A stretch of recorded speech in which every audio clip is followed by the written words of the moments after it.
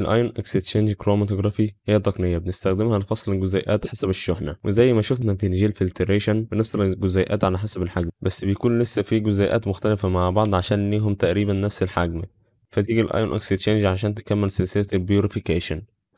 في نوعين من الايون اكستشينج كروماتوجرافي هما الاناين اكستشينج كروماتوجرافي والكاتاين اكستشينج كروماتوجرافي. في الاناين اكستشينج بيكون الموليكولر اوف انترست اللي هو الجزيء المستهدف نيجاتيفلي تشارجد، والبيتز بتاعت الكولم اللي هي ستيشنري فيس بوزيتيفلي تشارجد، فيحصل ارتباط بينهم. النوع التاني الكاتاين اكستشينج بيكون الجزيء المستهدف الموليكولر اوف انترست بوزيتيفلي تشارج، والبيتز بتاعت الكولم ستيشنري فيس نيجاتيفلي تشارجد، فبيحصل ارتباط بينهم. الايون اكستشينج كروماتوجرافي بتتكون من 4 خطوات. 1. الكونديشن ايكوليبريشن ستيب اللي فيها بيتم تعبئة الكولم ببفر مناسب عشان تكون كل الأماكن على البيدز متشبعة بالأيون المقابل لها في الشحنة، زي أيونات الصوديوم أو أيونات الكلور وفقا لنوع الكولم، واللي بيكون اسمها هنا كاونتر أيون.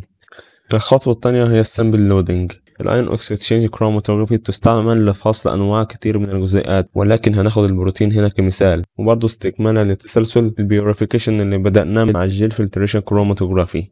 البروتينات هي جزيئات حيوية كبيرة لارج موليكيولز تتكون من عدد من الامينو اسيدز، واللي بيكون عندها الامينو جروب الموجبة والكربوكسيل جروب السالبة. عند الايزو الكتريك بوينت بتمتلك شحنة متعادلة، عدد الشحنات الموجبة يساوي عدد الشحنات السالبة.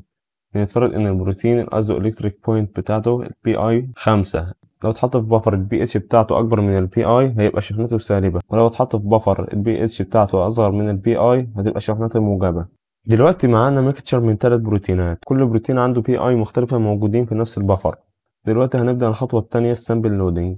البروتينات المختلفة في الشحنة عن الايون اكستشينجر او الاستيشنري فيز هترتبط بيها، والمختلفة في الشحنة مش هترتبط.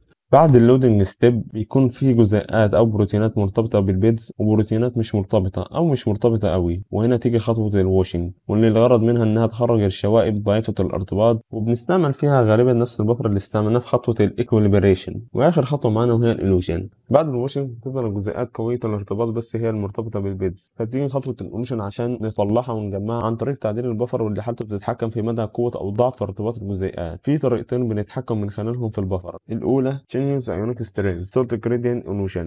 كل ما نزود تركيز السولت زي صوديوم كلورايد او بوتاسيوم كلورايد، ايونات السولت بتنفذ الجزيئات على اماكن الارتباط على الريزن، ونتيجه ان كلما زاد تركيز الملح الجزيئات صاحبه الارتباط الاضعف بيتم استبدالها الاول، وبعد كده الجزيئات صاحبه الارتباط الاقوى، وده بيكون gradual illusion. الطريقه الثانيه changing the pH. البيتش بتاع البفر بيتحكم في شحنه البروتين، فاحنا ممكن نضيف بفر يخلي شحنه البروتينات المرتبطه عكس شحنه الريزن اللي هي متصله بيها، وبكده نقدر نفصلهم. يعني لو معانا بروتين البي اي بتاعته 6 نضيف بفر البي اتش بتاعته 7، وبعد كده البروتين التاني اللي البي اي بتاعته 8 نضيف بفر البي اتش بتاعته 9، وبكده قدرنا نعمل سيبريشن وبيوريفيكيشن على حسب التشارج.